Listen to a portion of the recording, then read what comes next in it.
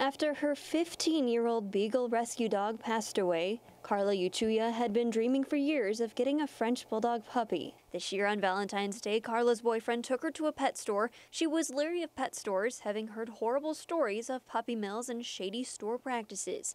But the store in New York, where Carla lives, provided her with paperwork showing the breeder's USDA license number. She says that they only worked with home breeders and that they are bound by New York laws. Carla said the cages where the 40 or so puppies were being sold looked really small, but the store was large with a lot of customers and nice merchandise. After waiting so many years for a French Bulldog and seeing the puppy in person, she knew she couldn't leave him there. I felt really good that I was getting him, but I also felt very guilty at the same time. Like, it was kind of like, mixed feeling. Like, I don't want to support this pet store because I don't think the dogs are in very great condition here, but at the same time, I don't want to leave this dog here. At a post-purchase vet examination, her puppy tested positive for worms and had to be treated at the pet store's expense. When I first got him, too, he was very, very skinny. You can see he used to throw up a lot, too. And after I got him, that, slowly went away. She named him Escobar.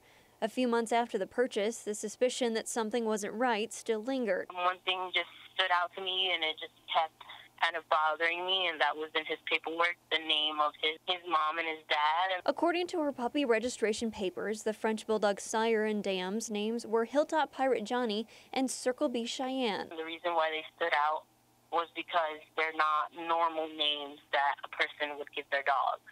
And it just kind of bothered me, just kind of kept in my mind. So I finally one day just decided to look up and put in Google the name of the breeder, Diane Stevenson, Missouri. What she found left her shocked, upset, and angry. I'm just down the road from the address listed for Charles and Diana Stephenson. These guys are breeders that are so bad that they were listed on multiple horrible 100 and dirty dozen lists by the Humane Society of the United States.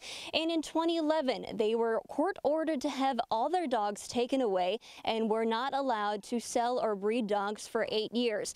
But as you can see here, these two dogs have run out to the road to greet us as we drove up. On Carla's bill of sale for Escobar, Diana Stephenson of Milan, Missouri is listed as the breeder for a French Bulldog puppy sold in New York for $3,500. The form shows she's using a USD license, which is not listed on the USDA's list of licensed breeders. When we went to the address listed on that form as the site of Diana's breeding operation, we spotted 2 French Bulldogs in a kennel. The Stephensons are currently under investigation by the Missouri Attorney General's office for selling that puppy. The same year the Stephensons were ordered to stop selling dogs was the year sweeping legislative changes were enacted in Missouri. Our regulations prior to our new law in Missouri and our current USDA regulations are pretty much survival standards. For example, USDA only requires the cage only has to be 6 inches longer than the dog itself.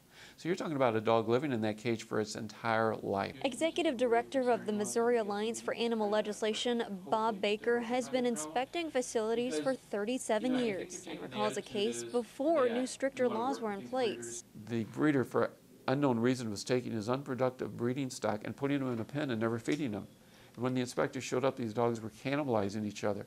When the inspector went to the local prosecutor, they refused to prosecute. Baker says one of the main issues with the previous laws was that there was very little means for enforcement. As part of the new Canine Cruelty Prevention Act, a special provision that allowed the Missouri Attorney General's office to prosecute substandard breeders changed the industry. I can't describe what a sea change this was to be able to take breeders to court over violations of the act. Just being able to enforce it was a huge benefit to the animal. Baker says that while the laws have changed, the attitudes of many breeders have not. They always go out and defend these bad breeders, which I always find just remarkable. You would think they'd want a good reputation for their industry and they would want to drive out these bad breeders.